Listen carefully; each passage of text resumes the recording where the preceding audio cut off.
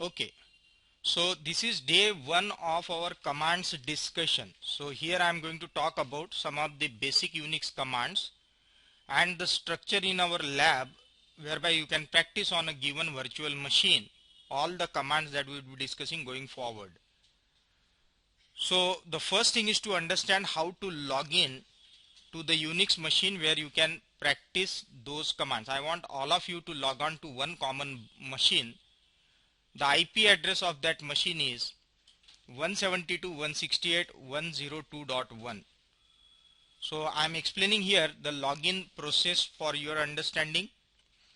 So to log on to a Unix machine where you can practice those commands, use putty to connect to 172.168.102.1.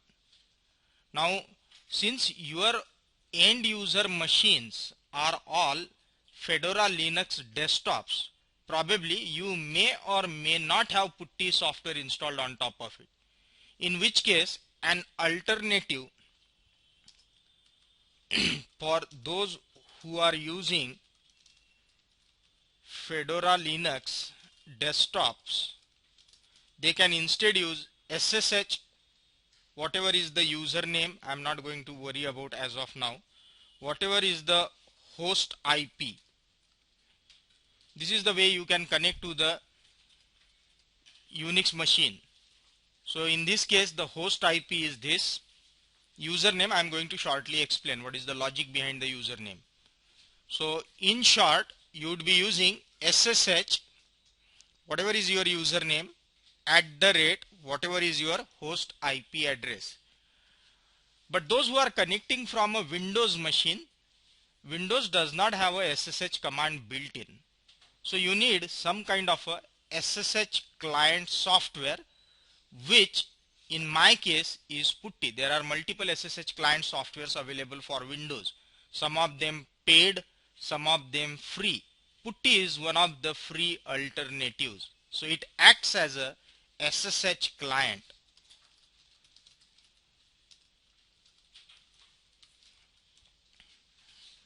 So use putty, which acts as a SSH client, and then get connected to 172.168.102.1. So see how I am doing it on my machine. So on my top I have created a custom toolbar where I can see there's an icon there which says putty. So using this putty software, I can type in the IP address of the machine, which I said is 172.168.102.1 and is common for all of us. And once I am done, I will ensure that I connect using which protocol. There are many of them which are supported: raw, telnet, rlogin, SSH and serial. I am ensuring that it's selected as SSH. And then I hit open button. If the machine is all up and running, it would prompt me for the password if it is up and running. And if it is not up and running, then I will have to further troubleshoot why the machine is not yet up. Normally, when we start the servers in the lab, the machine will all come up on its own automatically. But in this case particularly, I don't see that machine to be up and running. So let me pause this video momentarily. I am quickly going there and verifying why my machine is not up and running. Well, now that I have powered on the server, I am typing in the server's IP address, selecting the protocol as SSH, and then get connected. So it prompts me for username and password. Well, for me, I am a super user, so I am logging in with a different user ID. You need not worry about this. And if you were to log in, you would have logged in something like user1 and password as welcome1. Clear? I would, however, be logging in as a super user. Well, for this purpose, for this time only. That is because I wanted to see how many user accounts I have created prior to the start of this session. So we have, don't worry, we have users up till user 30. So don't create that confusion of two users sharing the same user ID, so on and so forth. So preferably in a class of 30 people, each one of you can have your own user ID for that matter. So after the class, decide amicably amongst yourself that who is who. Clear? So I don't want even 2 people to share the ID now. I have 30 user accounts. So you would be user 1, 2, 3, 4, 5, 6. So keep on counting. But prepare a sheet after this class, who is who. Clear? So that you don't stumble upon each other's environment and mess up with the other person's environment. So I have up till user 30 as I said. So if we have 30 people in this class, all of you are sufficiently created with requisite amount of user accounts on the Unix machine. One good thing is password for all of them is welcome one. Today, sometime down the line, I don't know if it is today or at some other point in time, you would also come across a command to change the password. Do not change the password. So if you change the password, reset it back to welcome one, because otherwise what happens, people they keep their own very secretive password which they don't want to disclose to the discuss with the rest of the world or disclose to the rest of the world. Well, it's good for you, bad for me, because then I cannot ask other batch or other people to use the same account because it's being proprietarily locked by your secretive key. But I have a master key. I delete such accounts, which means neither you can practice, neither anybody else can practice. So don't let me do this thing. So password for all those accounts is welcome one. Don't change the password. If you want to practice the password command to change the password, change it, reset it back to what it was, so that I don't have to unnecessarily work against resetting it to something else. Remember, I could log into the system as super user, and as a super user I can change anybody's password. So if you come across a situation where for the first time login, the welcome one password is not working, just let me know. I can reset it back to welcome one. So I hope the process is pretty much clear now. I am showing it one more time as to how I would have done it. As a regular user, I would have launched PuTTY. I would have typed in the IP address of the server. I would have selected the protocol in PuTTY as SSH. And once I am there, I am logging in as user1, password as welcome1. Clear? Once you log in, you are on to the Unix machine. Notice the command prompt. You would see something like user1 @ machine name followed by the tilde character. Each of these settings has some meaning. So I could see my prompt is exactly what I said here. Within the square bracket, username @ hostname followed by some directory path indicated as tilde, where user1 is the name of the user currently logged in. slodum-vm or whatever you see there.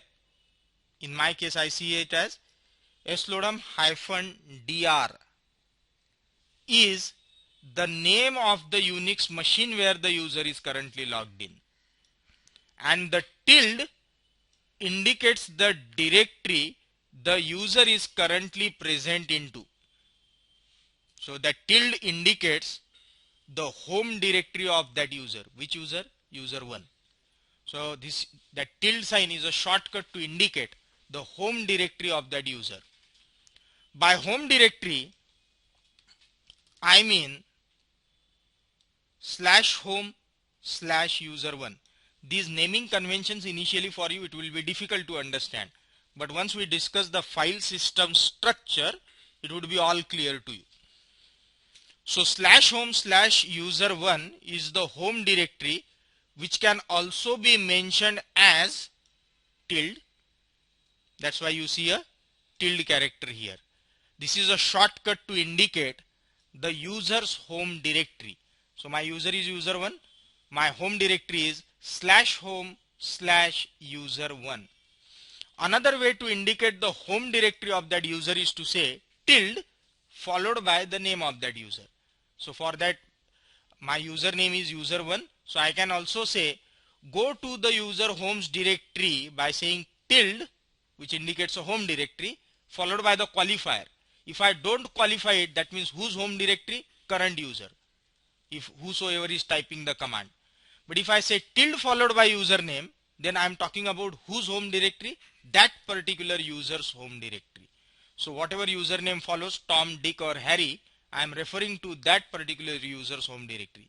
If I simply use tilde, that means my own home directory, and when I say my own, I am user 1. Clear? So this is what it indicates. If I try to open another session wherein I try to log in as user 10, so see here, if I say what is my home directory, my home directory is /home/user10. So what does this tilde indicates here? The home directory of the current user. Who is the current user? User 10. So what is the home directory of that user 10? /home/user10. So if I refer to this tilde here, what does it mean? Home directory of the current user. Who is the current user? User 1. What is the home directory of user 1? /home/user1. But if I say, then what does this means?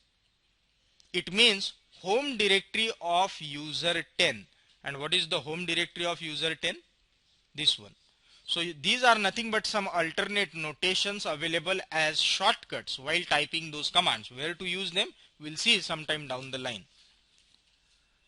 A home directory is where the user is placed after the initial login. So why it is called as a home directory?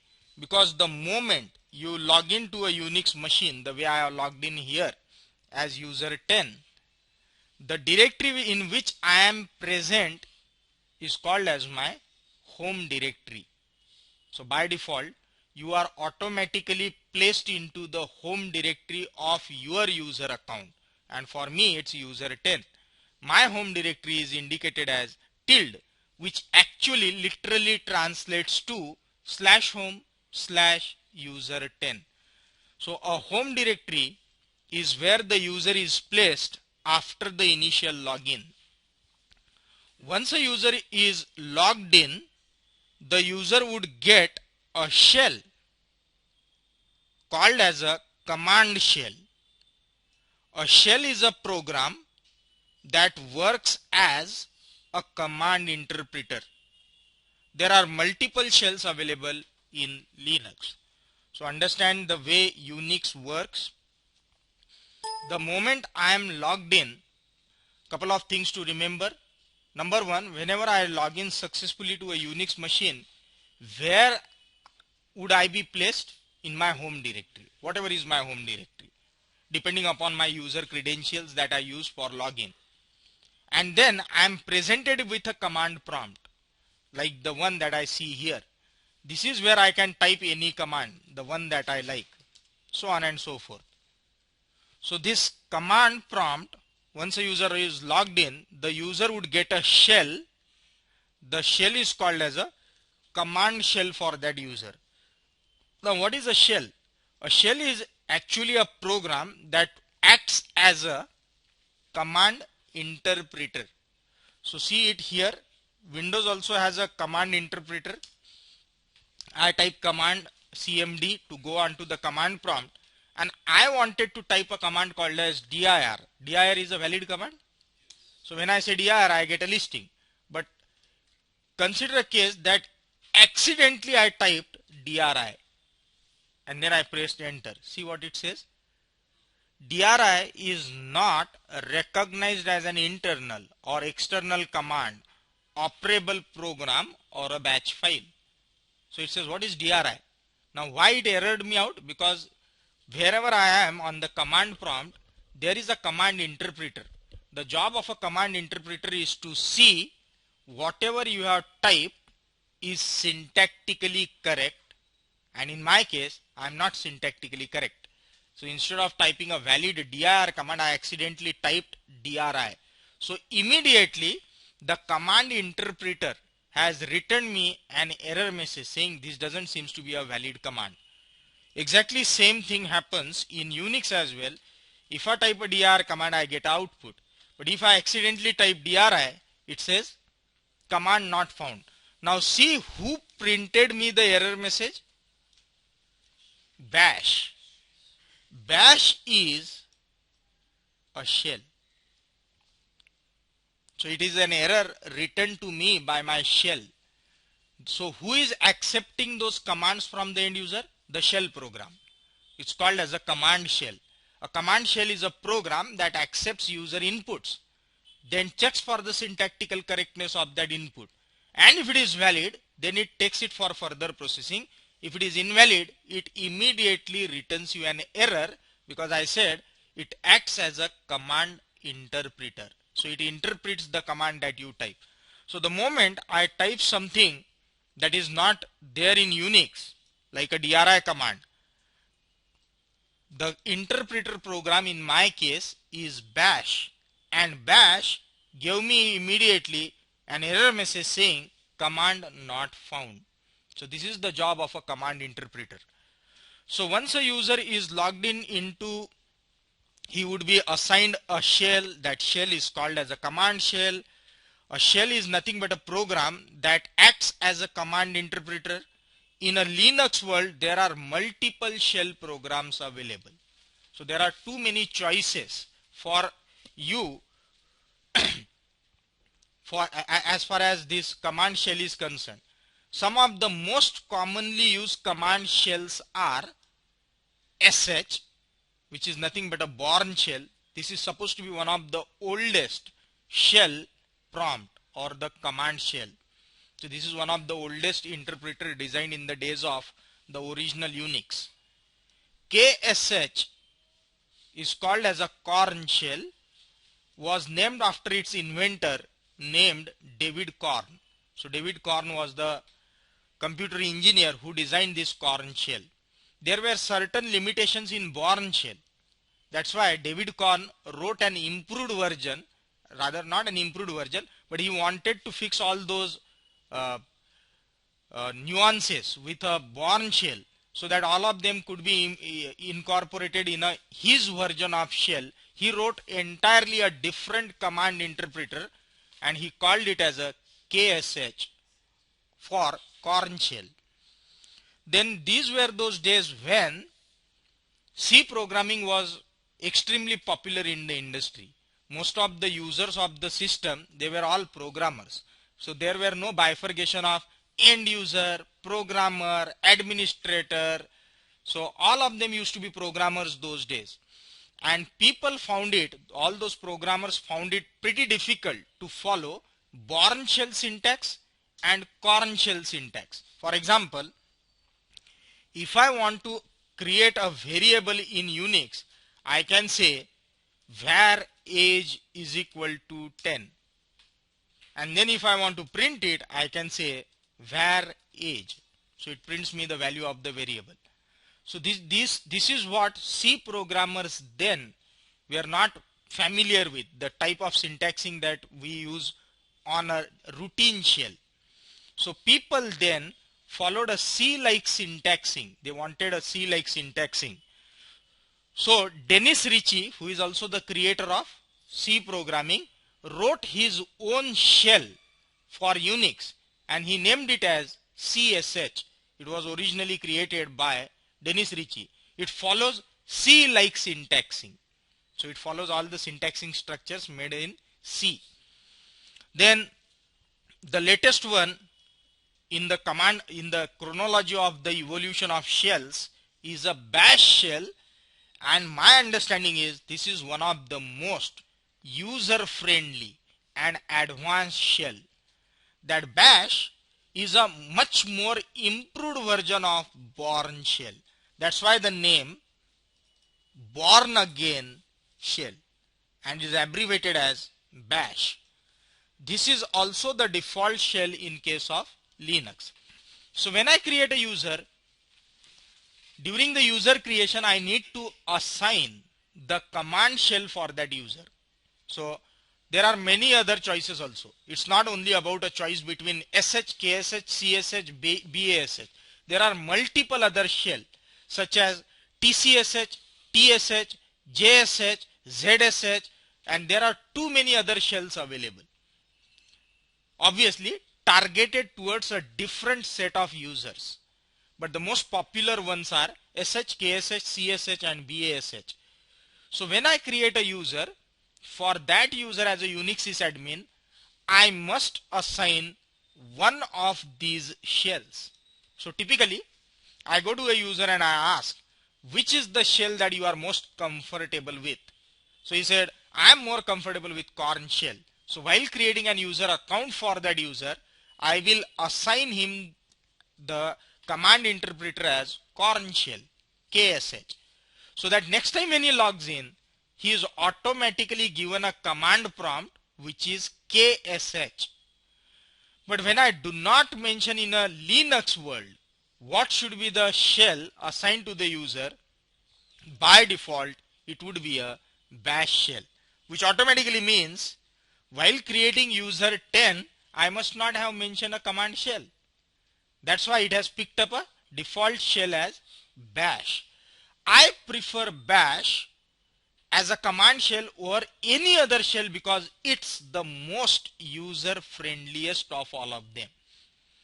Now if you start working with bash and then later on go to Korn shell, you will see what are the limitations.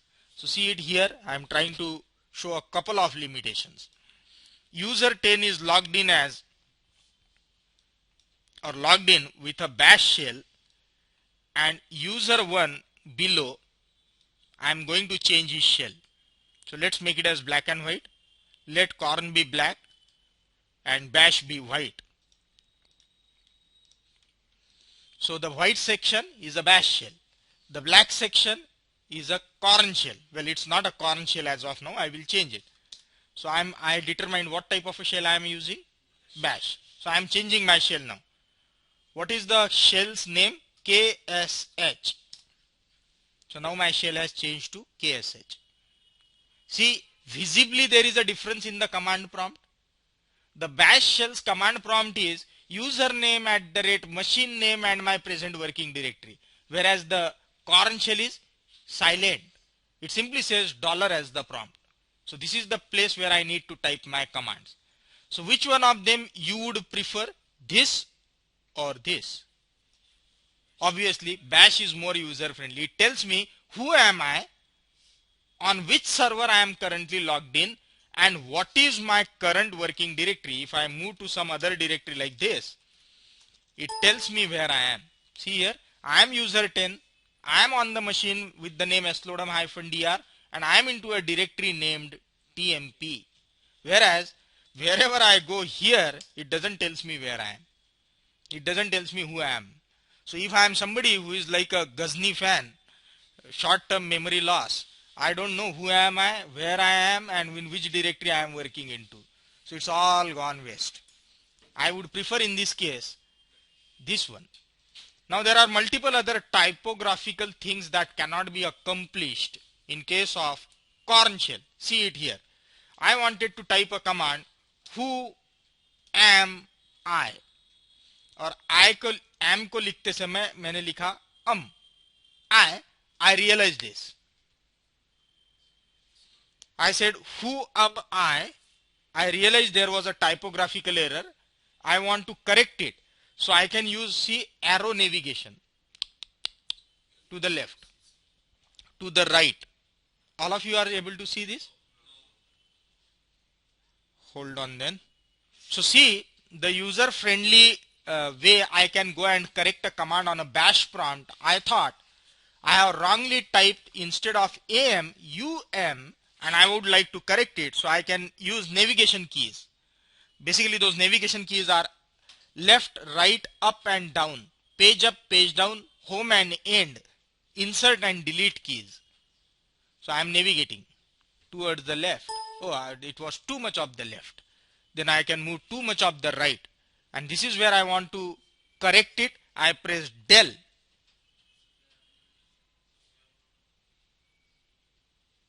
Well, I am able to see, and the video is also able to see. So you can revise this video after the class. I won't hold it until the problem is fixed. So I am instead putting who am I as the command, and now I am doing this hit here. When the same thing happens in case of a Korn shell, see what would have happened. I wanted to type who am I accidentally typed who am I, and now I wanted to navigate to the left. See what happens.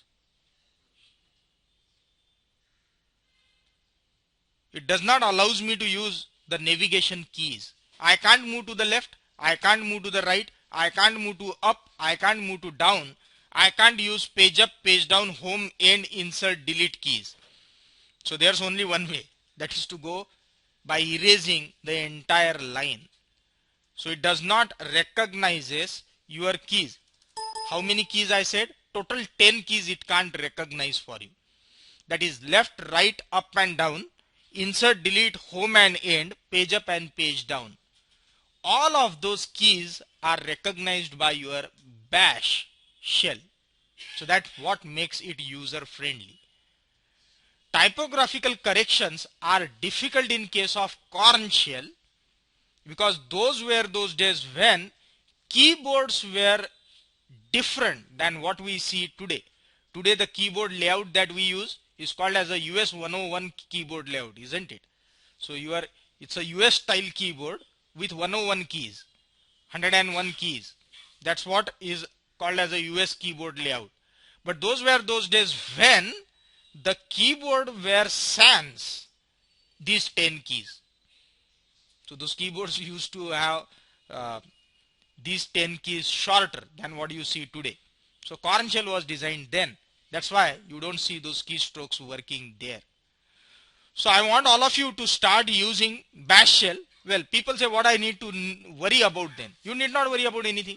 The moment you log in, the default shell anyways is a bash shell. So you literally need not worry about anything. And then going down the line, well, I'm quite comfortable with Unix environment. This would happen to you 11 days from now.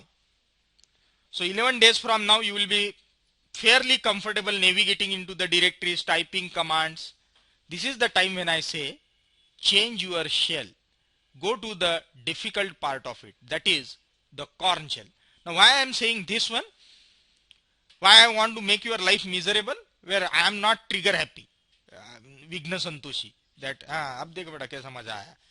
What I want to do is most of the Unixes in the world, by default, they use Korn shell.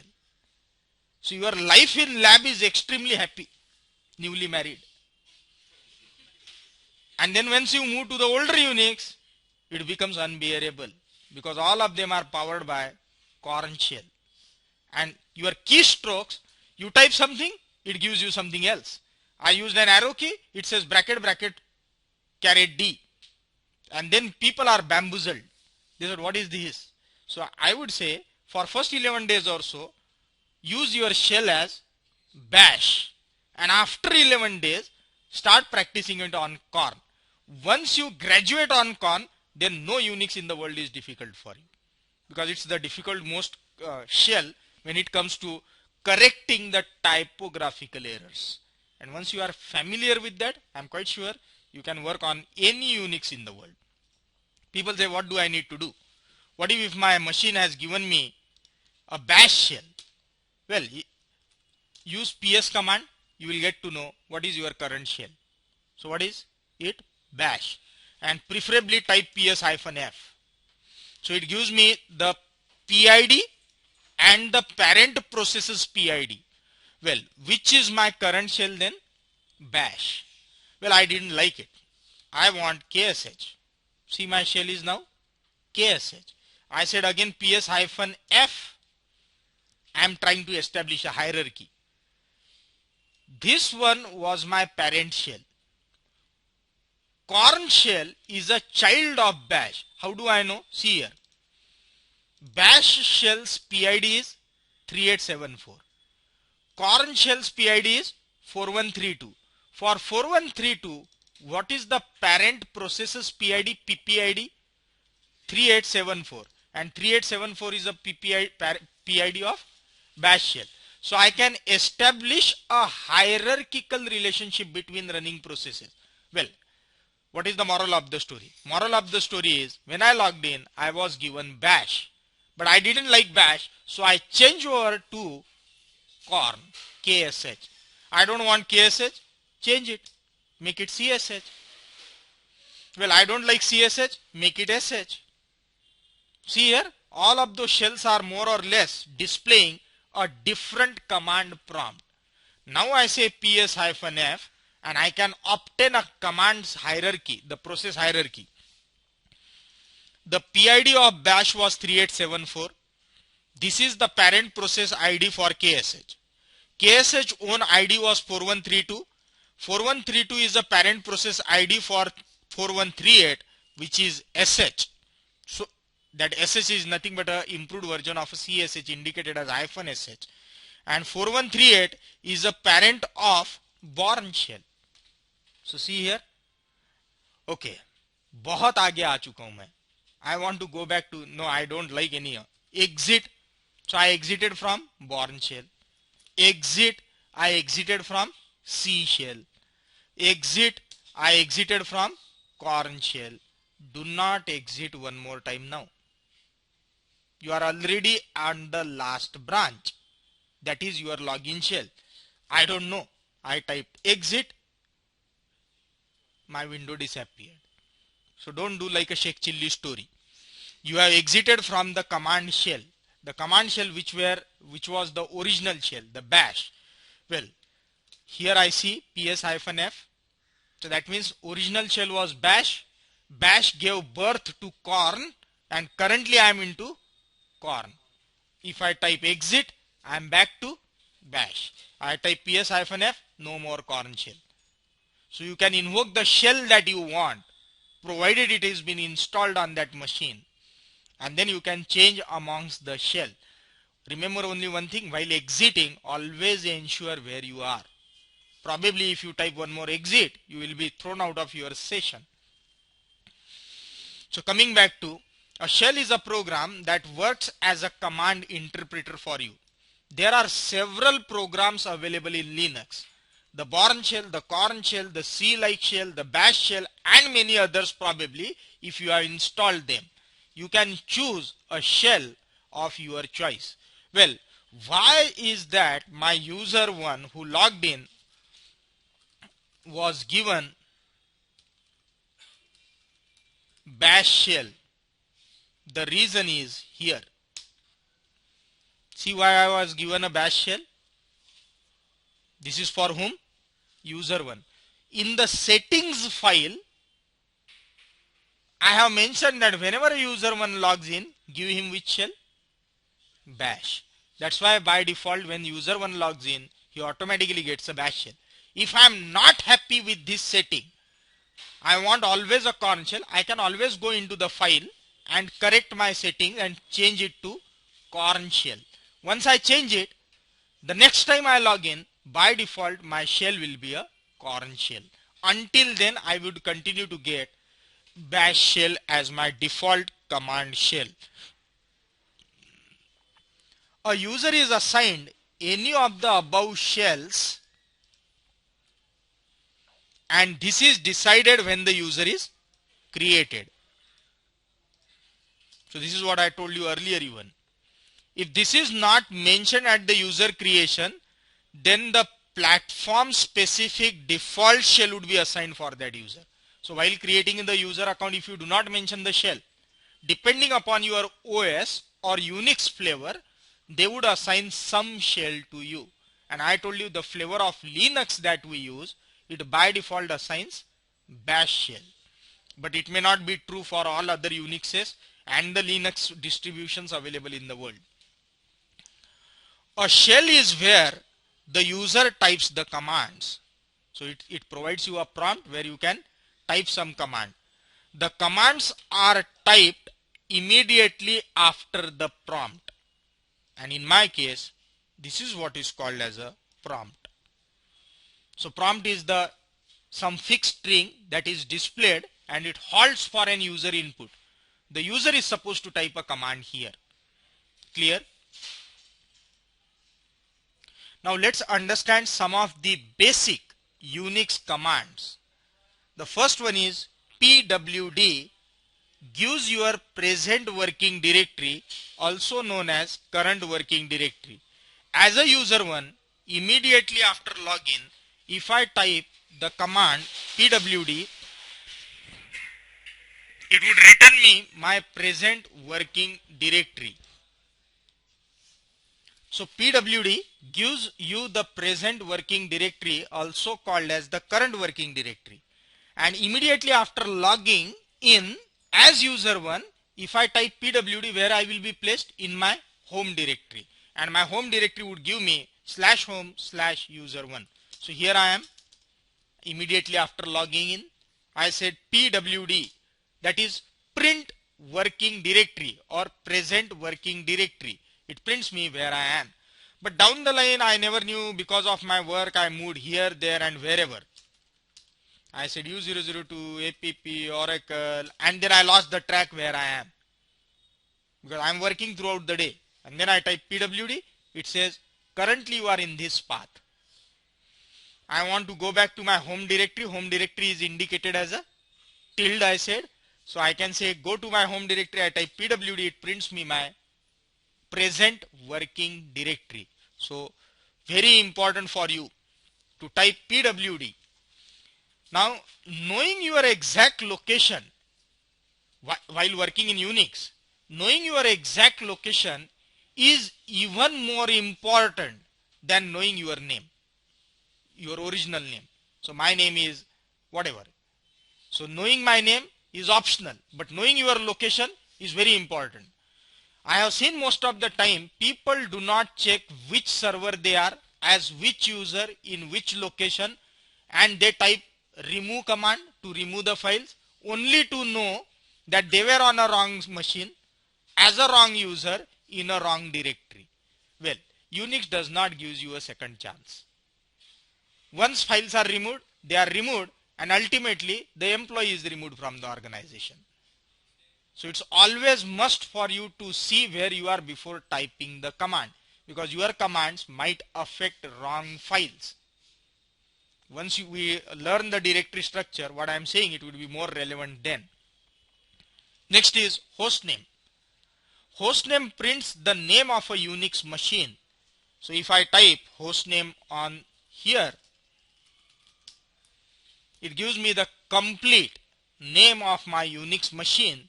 This complete name is called as FQDN.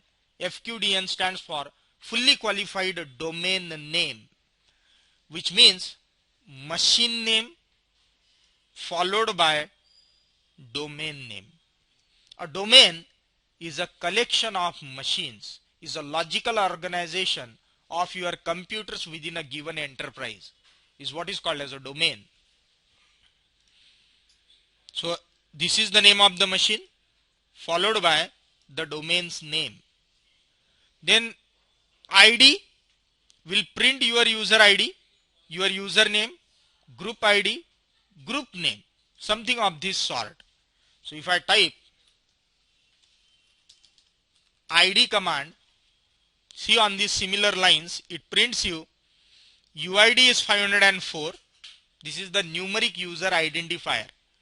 What is the text identifier? Username, user1. To which group I belong to? This is the numeric identifier of that group, 504. But what is the name of the group?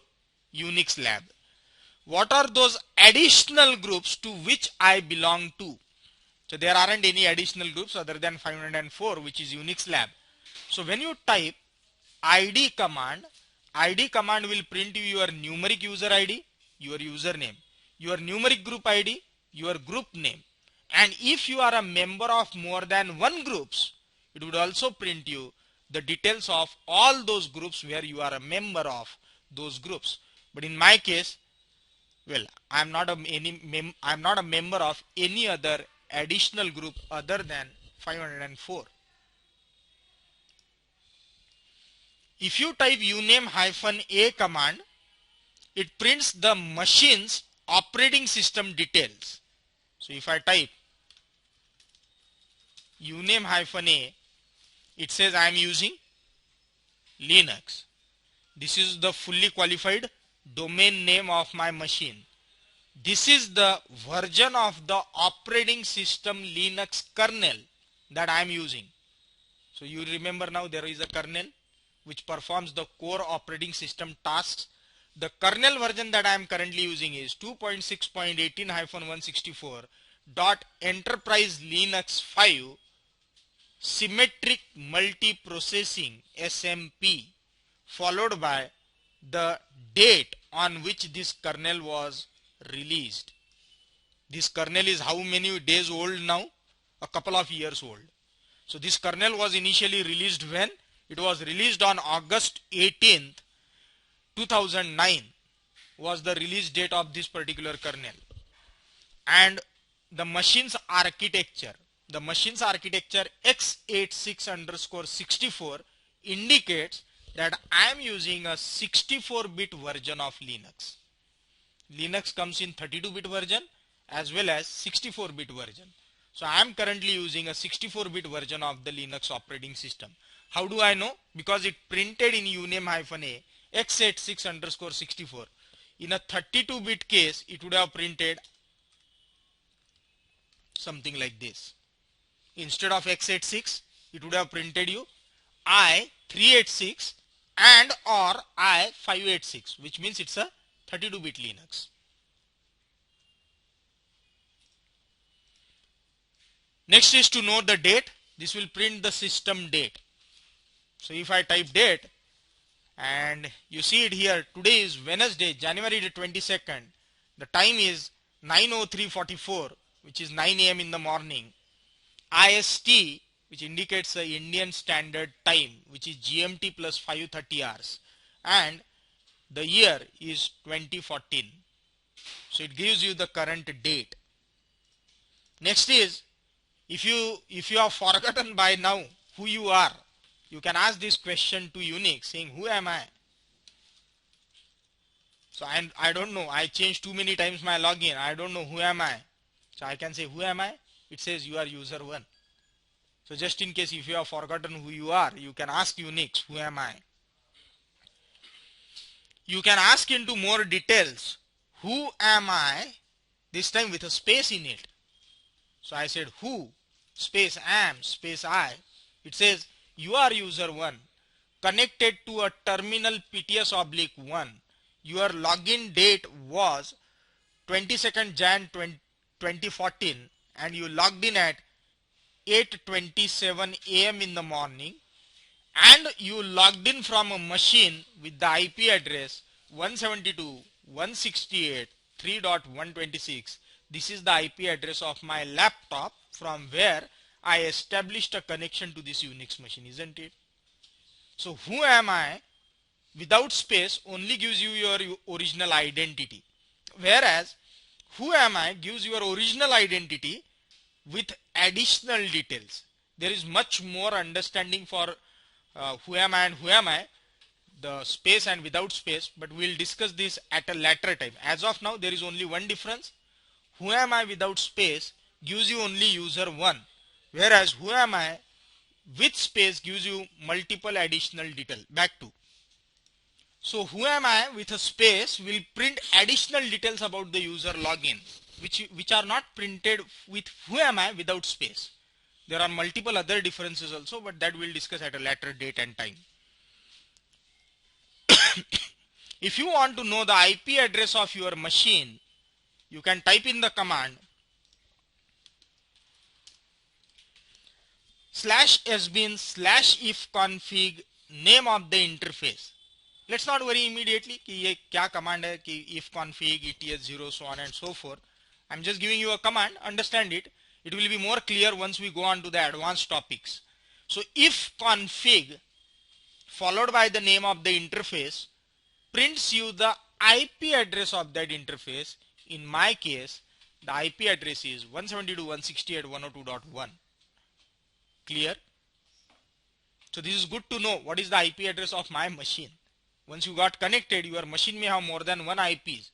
So if you want to print all the IPs, you can type ifconfig -a. This command printed you the IP address of only one interface, that is ETH0. This interface is nothing but your network interface card or network adapter. So it printed me only the IP address of the network adapter named ETH0. Let's not worry why ETH0, why not ETH1. During our admin discussions, it would be evident at some point in time. So as of now, ETH0 is having this IP address. But my machine may have more than one network adapters. And all those adapters may in turn have more than one IPs. If you want to find the details of all the network adapters with all the IPs, you can type if config -a. It prints you have ETH0, you have LO, you have SIT0. But as of now, these are two useless ones. The one that I am currently interested in is the network adapter with the name ETH0. If I was to get a similar output in case of Windows, I would have typed ipconfig/all, which is an equivalent of if config -a. So it prints me all my network adapters along with the IP address, and the one that probably you are familiar with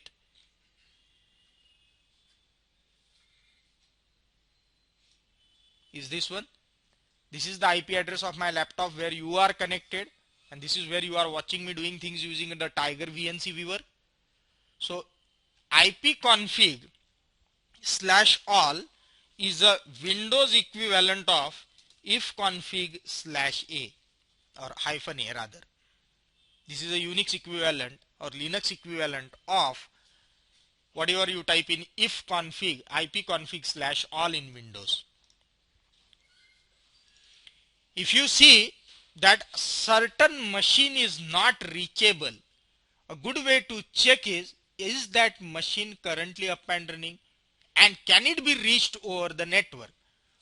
An easiest way to do is type ping followed by either the name of the machine or IP address of that machine.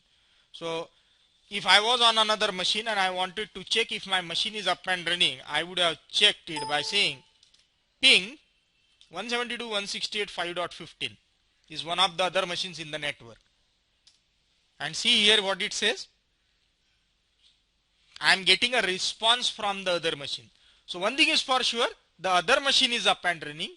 The other machine is also connected to the network. But if I try to connect to some other machine probably which is not up and running, see what it says. Destination host unreachable.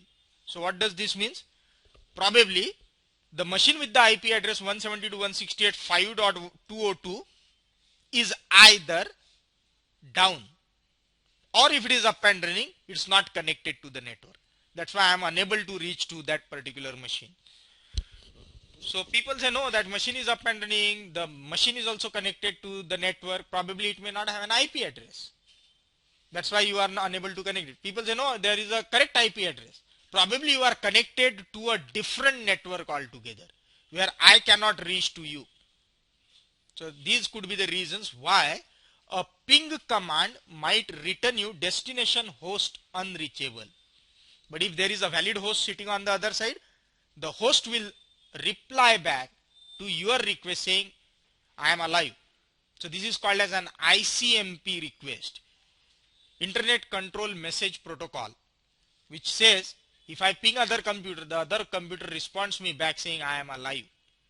So this was one protocol to design to see if other machine is alive and is connected to the network. So use ping command either followed by host name. If not host name, type the direct IP address of that machine. Can be used to get the IP address of the machine name so and so. Or you can also use this command to check if the other machine is alive. I could have said ping this thing. So it prints me my IP address. Clear? So whenever I said ping the name of the machine, it printed me my IP address. You can change to any desired shell by typing SH, CSH, KSH or BASH. And every shell can then be exited by typing the exit command. So if I would like to change my shell, which is currently bash, to something like corn shell, now my shell is, initially it was bash, bash started another shell called as corn, and I am currently into the corn shell. If I type exit, I am back to my bash shell. If I type ps command to show me running processes of my session, it shows me that bash is currently running. Now if I accidentally type one more time exit here, my bash shell will be also destroyed. That means there's no place for me to stay, which means my session would be terminated. Well, I don't want to do that. If you want to see who all are currently logged in onto this machine, you can type the command who, and currently there's only one user, and that is me. Well, let me open another session. Let me open another session.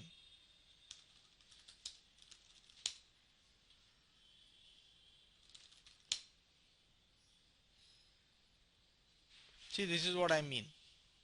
People change the password, and that makes my life difficult.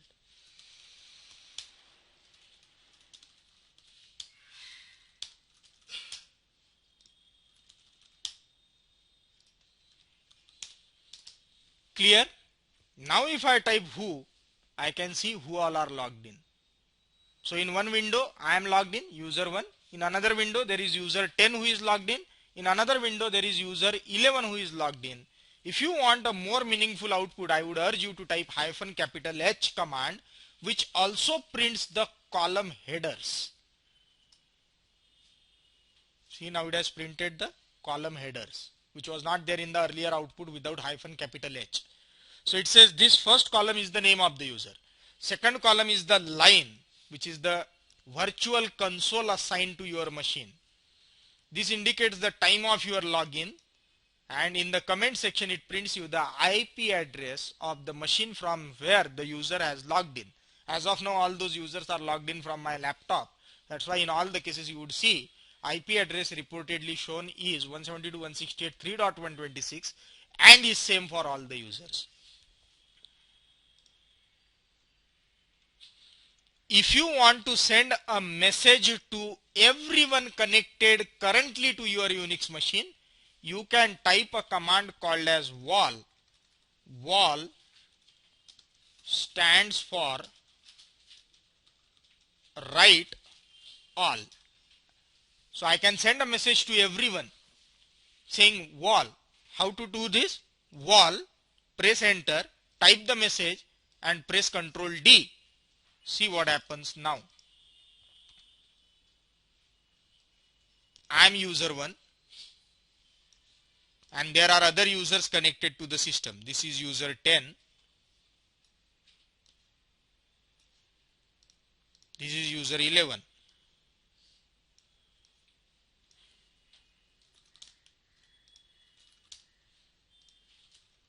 I want to send a message to everyone. So I said wall followed by the message.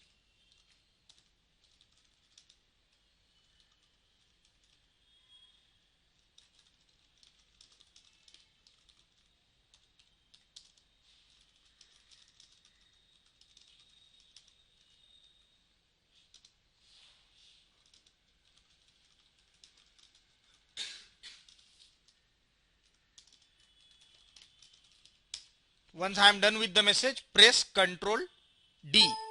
See what happened? Every connected user on the system got my message. Clear? So understand the way you type it. Wall message followed by Ctrl D.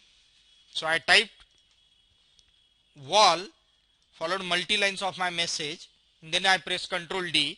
Since it was wall, that is write to all, I also got my own message because it's write to all the connected users.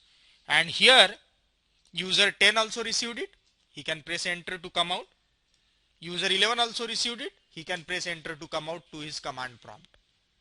So wall is a broadcast message. See here, it's a broadcast. Broadcasting means everyone.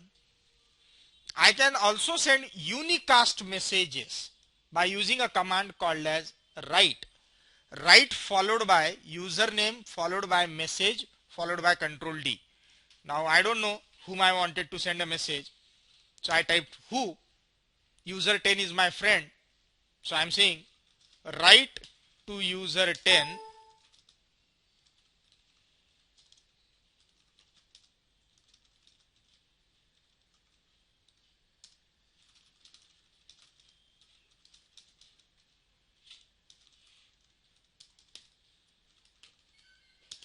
once I have typed the message, the user is continuously getting that message. I press Control D, he got the message saying EOF. EOF is the end of file generally. He didn't like the idea. I mean, he liked the idea of coffee, but not of paying. So he writes back, write to user 1,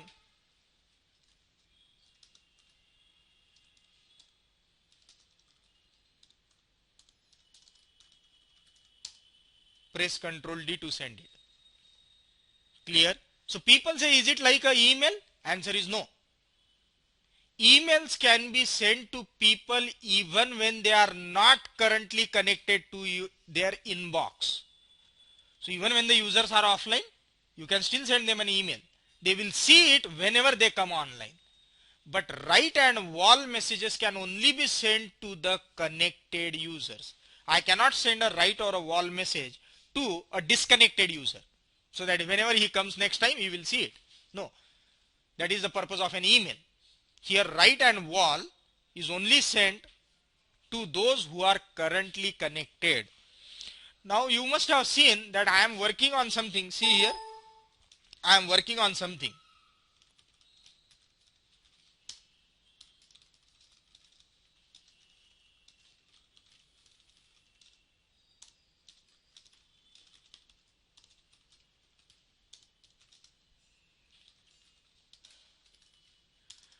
I am working on a very critical work, and this user keeps me bugging.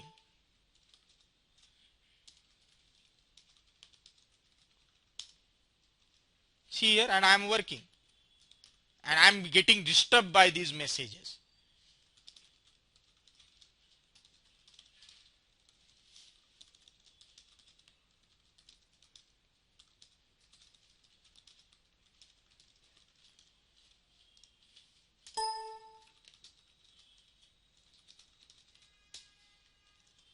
And I am busy, still working. See here, quite annoying. So if people start sending you messages, they keep on popping on your screen all of a sudden. Remember, it's not a Windows like environment. Messages popping in a different window, you are working in a different window. It's all a command prompt. So this is quite annoying at times and disturbs me a lot. So I check why I'm getting messages. I type the command MESG. See what it says? Messages? Yes. That means I am accepting messages from people. So I said, oh, looks like this guy is not going to understand until I say MESG N. If I type MESG N, that means I don't want to receive any incoming messages. I type MESG command again to verify the status. It says MESG is now no. This user is persistent. The moment he tries to type the next command, next message to that user, see what it says. User 1 has messages disabled. So user 1 will not receive any message. This guy is annoying. Then he sends message to all.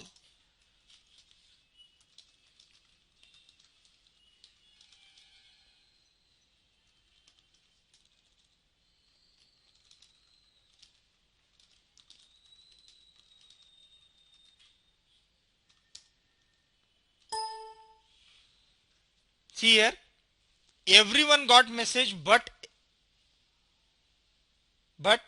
user 1, because user 1 has these messages disabled. And then I told you there is a boss of all. So see here, user 11 got it. But user 1, since he has disabled those messages, he has not received those messages. Then on a Unix, the super user of all of it, the system administrator,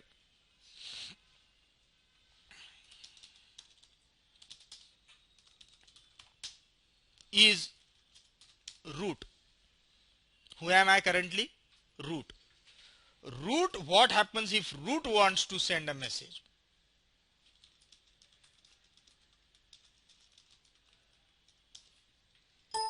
See here. Even when my messages were disabled, I would still receive broadcast messages from root. Other normal users won't be able to disturb me. So I am in a kind of a DND, do not disturb mode for other users. But when the boss says, run, there is a fire on the floor, I need to run.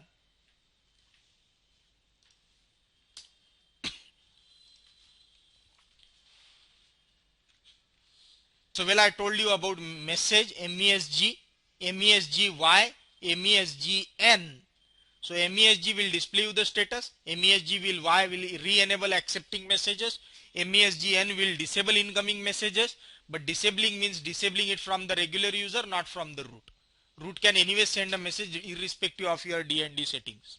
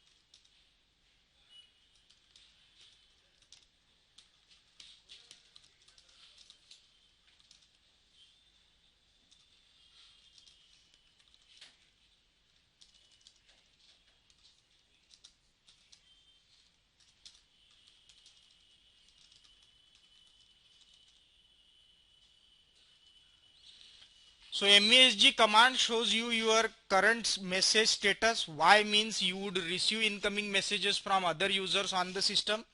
N means you would not receive messages sent by others via write or wall command. Irrespective of your individual settings, root can always send you messages. MESGY would re-enable messaging. MESGN would disable messaging to you. So nobody would be able to send messages to you. You can send it to others, but nobody can send it to you. It's like DND mode.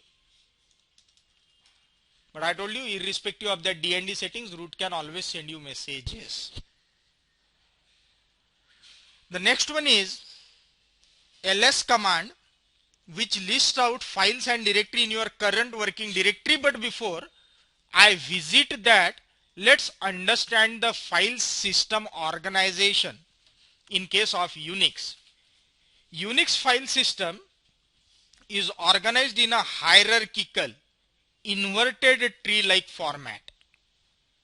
At the very top is the root. This forward slash is used as a root of the tree.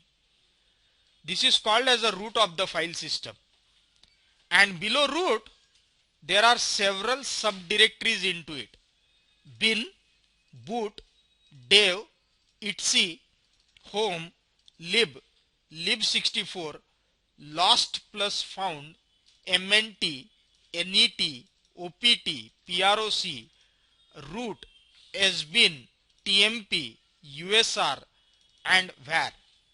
Within those directories, there would be even furthermore subdirectories. But right under the root, these many directories would be there. How do I know?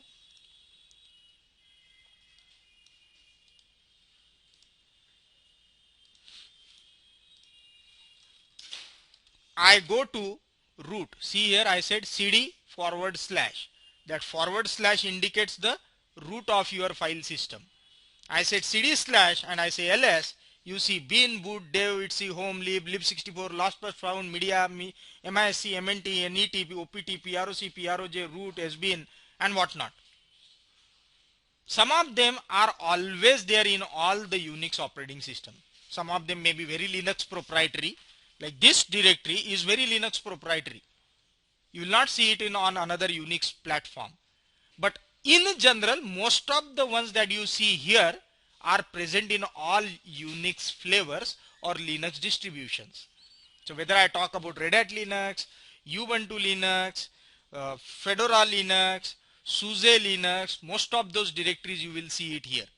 Similar way, if I talk about in general, the so-called Unix-like operating systems like AIX, Solaris, HP Unix, Compact True 64 or HP True 64, you will see fairly the same directories there as well. So they all follow the same hierarchical file organization structure, and this is quite different than that of Windows. In Windows, there are several entry points to your file system. Those are either C drive, D drive, E drive, F drive. So there are multiple entry points. So if I want to see files on a particular disk which I have mounted as C drive, I need to click on C drive, go under the file system. Typically, under C drive you will see Windows, program files, programs files x86 and whatnot. So the most commonly used documents and settings. If you go on to D drive, you will see a custom layout.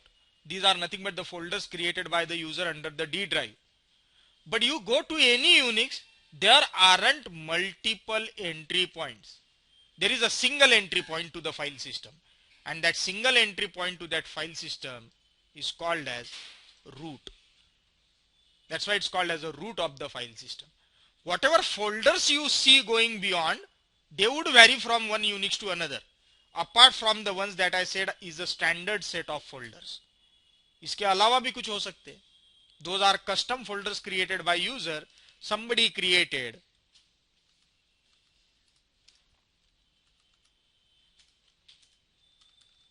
U002. Now this is not a standard folder. This is the one that was created by a user. But if you go on fairly most of the Unixes, you would see most of the common folders as bin, boot, dev, etc, home, lib, mnt, opt, proc, sbin, tmp, usr, var. These are the most common ones you will see on most of the Unixes. Now why is that Unix creates these many folders right after the installation? First, understand why there are directories.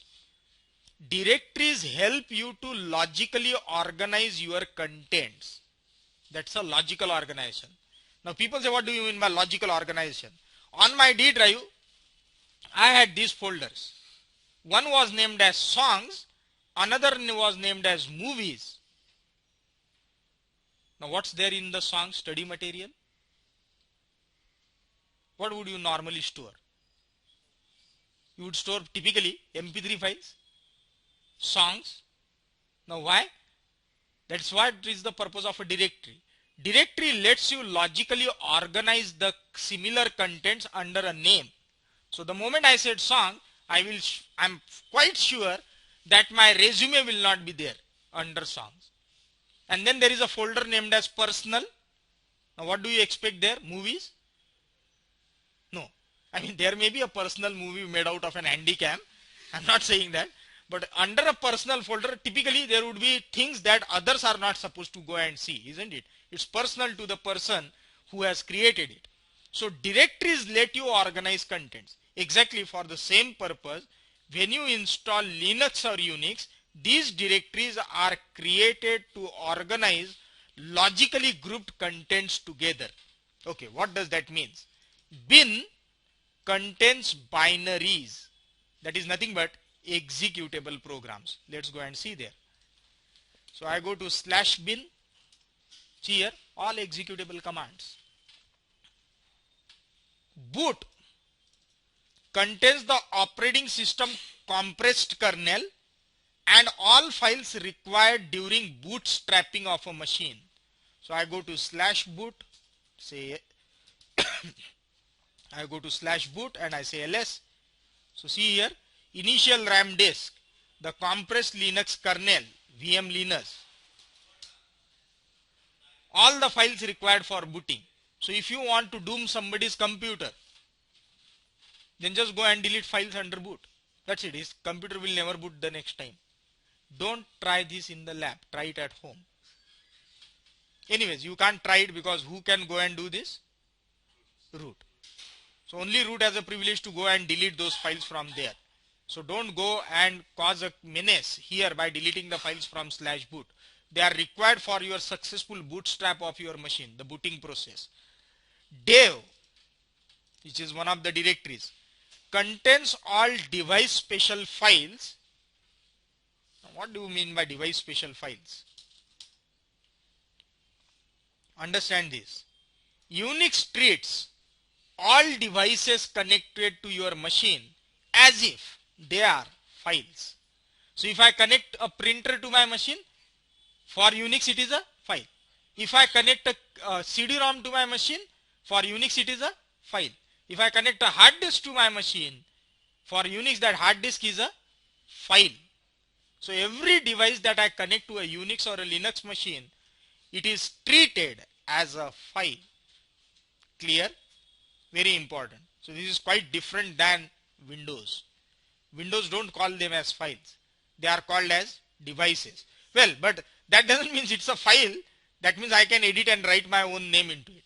So I saw there was a file for a CD-ROM. So I can't go and edit it and type in my name on that CD-ROM and don't eject it to see, oh, where is my name written. Remember, they are special device special files. They have a special interface created for accessing them. But by and large, whenever I talk about floppy as a device, input as a device, logging as a device, DVD writer as a device, CD-ROM as a device, CPU as a device, disk as a device, standard input, output and error messages as the device, RAM as a device, that doesn't mean I can go and directly start writing into it. So somebody said, okay, what happens when you run a program? A program is a dead code on a hard disk which is in a dormant state. It is loaded into memory. So let me find out and write it into RAM. So these are special files created by Unix for its internal working. You are not supposed to go and edit them. In general, the devices that you work against are either starting with a C or starting with a B.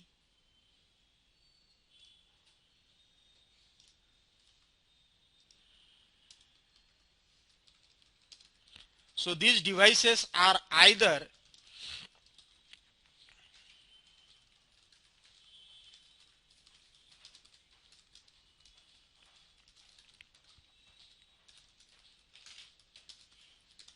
so the devices that you see under /dev directory, these devices are either character special devices C or block special devices B. So there are two separate types of device categories. Some of them are block devices, some of them are character devices. Your console is a character device, whereas your hard disk is a block device. Keyboard is a character device, because whatever you type in, it doesn't say, hold on, first type the command, then I will display it on the screen. The moment I type a keystroke, it is echoed on your screen. That's why it's called as a character device, which means an unbuffered device, whereas a block device is always a buffered device. More on it at a later stage. ITSE contains system configurations which is analogous to Windows registry. So what it stores in the etc folder? Systems configuration. So all that you see here is the configuration of the Unix system. Another way to quickly doom somebody's system is to go and delete everything under ITSE. Next time it will not start, because this is where it stores the system configuration. Again I said, don't do it in the lab, do it at home. It's very critical. Don't delete those files. Anyways, you won't be able to do it because all those files are owned by root. So anybody other than root can't do it. Next is home. This is a placeholder directory for all the user home directories, because all the user home directories ultimately would reside somewhere under home. So see here, I go to slash home, slash is root, home is home directory under root. And then if I see ls, you see all the user home directories. See here, I see user 1, 2, 3 up till 30.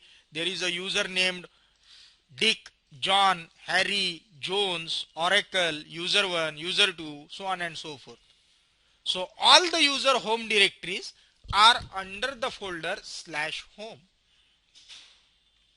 So slash home acts as a placeholder directory for all the user home directories. So all your home directories will be a subfolder with your name created under slash home. Lib contains 32-bit library files. A library file is like a .dll file in case of Windows. So in a Windows environment, you see .dll files are dynamically linked libraries. Equivalent to them in Unix environment is .so file. .so. That SO stands for Shared Object Library. So 32-bit libraries are kept under lib. 64-bit library files are kept under lib64. It's again similar to a DLL file in case of Windows. MNT is an empty directory which can be used for mounting CD-ROMs. So if I want to plug in a CD and I want to mount it, typically I use this particular directory for mounting of CD-ROM. How to mount a CD-ROM, that sometime during the admin class we'll come to know. Net is an empty directory proposed for future use. As of now it's not being used. OPT is optional third-party softwares and is used for installing third-party software like Java. So I want to install Java on my Linux machine. Typically the file system structure recommends you to install it under OPT folder. That OPT stands for optional softwares. Proc is a dynamic and virtual file system created every time your machine is restarted. So whatever you see under proc is a dynamic file system. Now if you see, what you see as those random numbers, they are nothing but the process IDs of running processes. Obviously these process IDs would change next time I restart my machine. So this file system contents would also change next time I restart my machine. And that's why it's called as a dynamic and a virtual file system. It gives the running configuration of your machine. Running configuration means whatever is currently running on my machine, it shows me the details of it. Root is the home directory of the root user. The root user is a super user equivalent to an administrative account in case of Windows. So if you see here, who am I? I am a root. Here root is ROOT, is a user. And what was this? / as a root of the file system. So these are two different things. When I say ROOT, root is a user. When I indicate /, this is also root, but this is not a user. This is to indicate the beginning of the file system, the entry point of your file system. So don't get confused. SBIN contains the binary programs in general used by super user. Super user is a root. So if I go to SBIN directory and I see here, these programs are typically used by a super user. So I told you earlier, if I type a command as a general user, if config eth0, it says command not found. But if I type the same command as root user, it works. Now why is the case? See from where if config comes. If config comes from SBIN directory, and this is a normal user. So generally commands in the SBIN directory are not meant to be typed by general users. ऐसा कुछ नहीं है. But if I type the complete path, it works. So normally the directory contains commands which are supposed to be typed only by root, the super user. So SBIN contains the binary programs for use of super user. Super user is nothing but root user, who is the administrator. TMP is a temporary file system used as a scratch pad. For quick and a dirty calculation, you use a scratch pad, a rough paper. So TMP is like a scratch pad file system. If a process want to generate some temporary file for its own working, it can do so without worrying about permissions by creating the temporary files under /tmp. /tmp is a protected public directory. Means any user can go and create files under /tmp. System created files under /tmp are cleaned automatically during reboot. So if the system creates some file under TMP, they will be automatically cleaned up after reboot. But if you go into TMP and create some file, it will not be cleaned up by system. Nobody else can delete it other than super user. So that's why I said it's a protected public directory. Public means everyone can go and write to it. Protected means only the owner of the file can go and delete the file. The only other party who can go and delete is root. So no other user, simply because it's a public directory, can go and delete your file. Only owner can go and delete the files.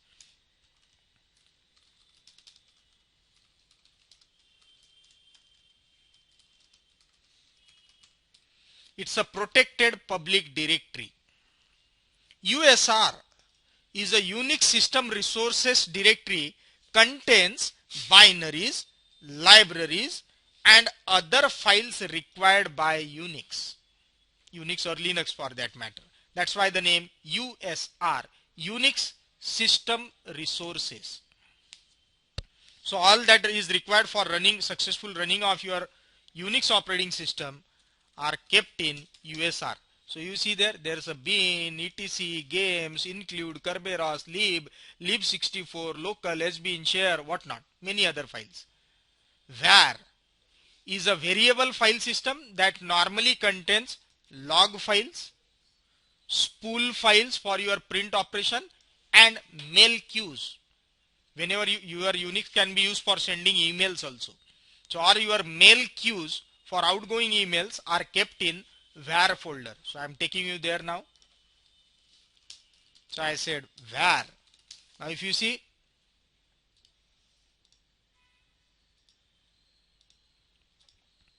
there is account, cache, CVS, empty, games, Kerberos, log, local, log, spool, and multiple others. So I'm primarily interested in log and spool. There would be something for mail also. Mails are typically going in spool mail. Clear? If I go to spool, which is under var, if I say ls, you will see there is a mail, there is a mail queue. So all your print jobs or your mails, they all go from spooling process. Spooling is simultaneous peripheral operations online. So operations which are done simultaneously, several of them, they are queued, and those queues are stored in var spool directory. Similar way, the system logs which are often used during troubleshooting are kept in the directory var log.